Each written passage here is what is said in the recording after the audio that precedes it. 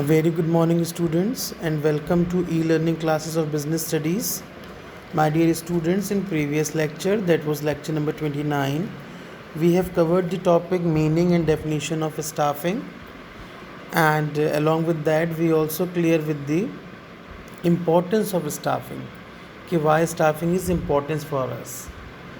And with this, as we started chapter number 6 of business studies, staffing, importance और meaning और definition तीनों चीज़ें staffing की clear हो गई थी. Now in this lecture, that is lecture number 30 of business studies, we are going to start staffing and human resource management as well as process of staffing. My dear students, staffing as a part of human resource management. अगर हम human resource management के part की तरह staffing को पढ़ें, so staffing function किससे deal करता है? It deals with human elements. That's why it is an important role in the success of organization. क्योंकि स्टाफिंग ह्यूमन एलिमेंट्स के साथ डील करता है, इसलिए ऑर्गेनाइजेशन की सक्सेस में इसका बहुत बड़ा रोल होता है. As an organization grow, the number of people employed increase and a separate department called the human resource department is formed. जैसे जैसे ऑर्गेनाइजेशन बढ़ती चली जाती है, वैसी वैसी ही एम्प्लॉयज़ भी बढ़ते चले जाते हैं. And as the employee increase, then the separate department is being established,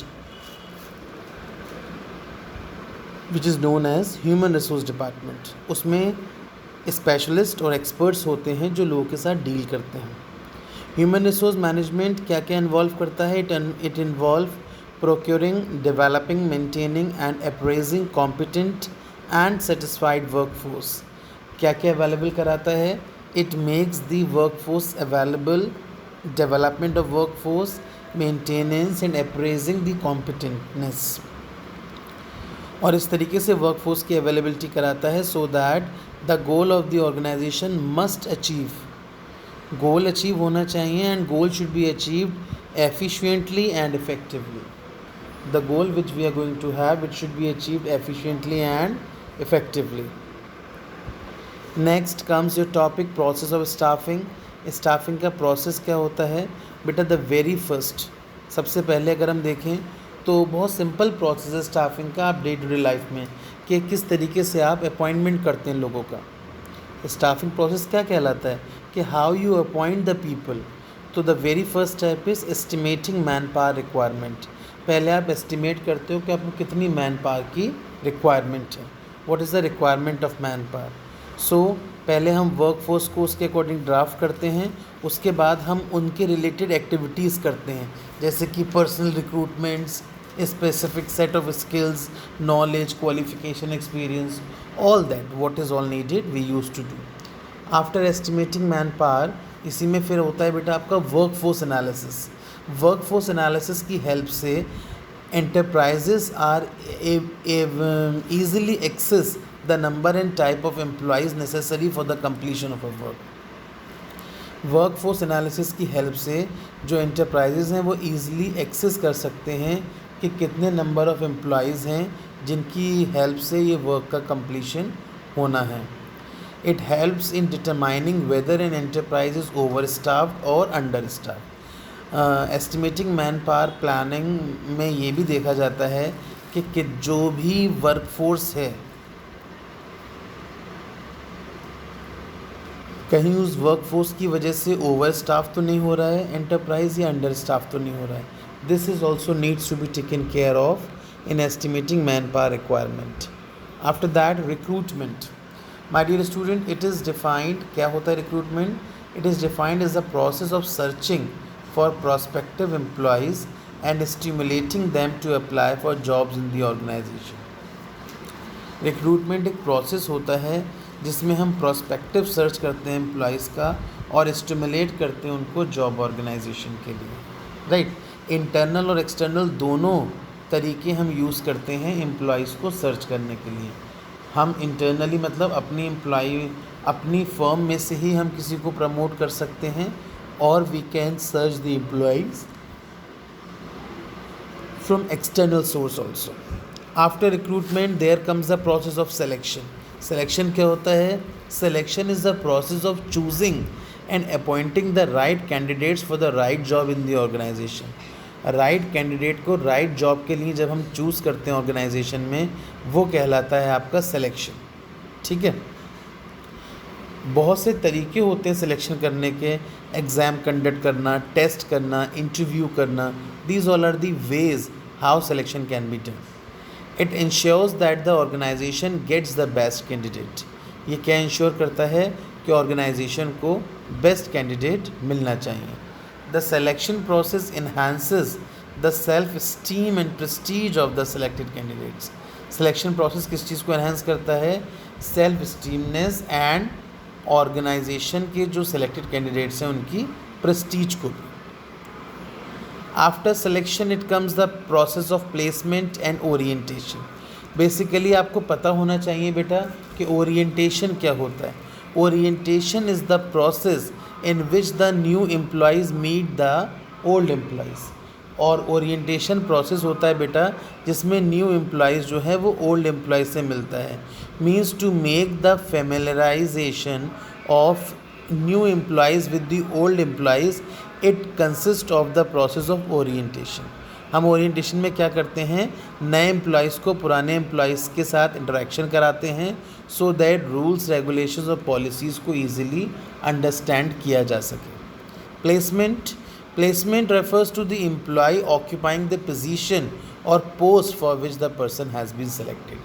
placement क्या होता है? जिस पोस्ट के लिए हमने बंदे को सिलेक्ट किया है, जब हम उसको उस पोस्ट के लिए अप्लाई करा देते हैं, उस पोस्ट पे, उस पोजीशन पे उसको बिठा देते हैं, that process is placement.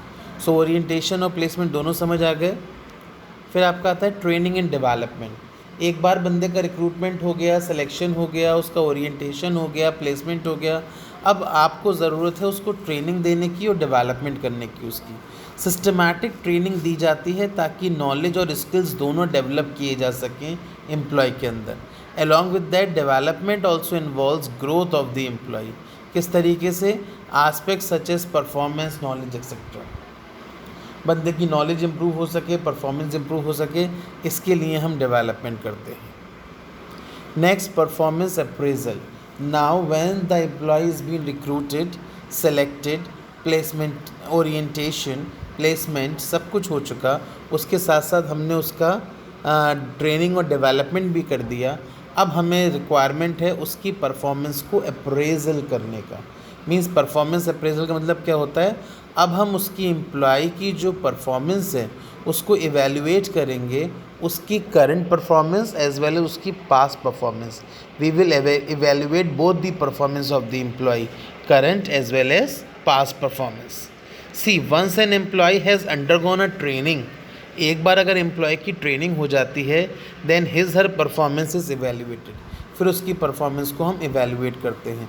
Performance evaluate मतलब it is concern with continuous evaluation of the performance of employees in an organisation. किस बात से कंसर्न होती है? Concern with continuous evaluation. Means हम डेली बेसिस पर, वीकली बेसिस पर, मीन्स हम टैपिंग करते रहते हैं, हम एम्प्लॉय की परफॉर्मेंस को इवैल्यूएट करते रहते हैं. Then it comes for promotion and career planning. फिर हम उसका प्रमोशन देखते हैं. ये पूरा स्टाफिंग का प्रोसेस है बेटा. प्रमोशन में क्या होता है? Placed in position, increase responsibility. Promotion करते हैं, उसका करियर प्लानिंग देखते हैं कि किस तरीके से हम उसका मोराल बूस्टअप कर सकते हैं. How the employee can be more motivated to utilise their full potential. And last is your compensation. What is compensation? Compensation means it refers to the forms of payment. जो employee आपकी firm के लिए काम कर रहा है, hard work दे रहा है, डेडिकेशन एंड डिवोशन दे रहा है, so it is not doing anything for free of cost. He is not doing anything for free of cost. He will definitely charge something for that. So that charge is your compensation. Compensation में बेटा आपका actually compensation is the mode of payment. आप किस तरीके से उसको payment दे रहे हो. You can give salaries, you can give incentives, you can give commissions, etc. These all are the mode of compensations. कि आप किस तरीके से अपने एम्प्लॉय को कॉम्पनसेट कर रहे हो. So my dear student, this was the process of staffing. सबसे पहले एस्टिमेटिंग मैन पावर रिक्वायरमेंट, पहले हम ये देखते हैं कितनी मैन पावर की रिक्वायरमेंट है, फिर हम रिक्रूटमेंट करते हैं। Once the recruitment is done then selection takes place. After selection उनका प्लेसमेंट देते हैं कि उनको कहाँ पे जॉब मिली है, एंड प्लेसमेंट के बाद उनका ओरिएंटेशन करते हैं, means interaction of old employees with the new employees. Once the orientation is done then training and development of the employees takes place, and after in training of development we use to evaluate the performance of the employee through performance appraisal, and once performance appraisal has been done then we have to promote and career planning of the employee। फिर हम उसका promotion देखते हैं और career planning देखते हैं। That's all from the lecture of human resource management and staffing as well as staffing process. Thank you and have a nice day.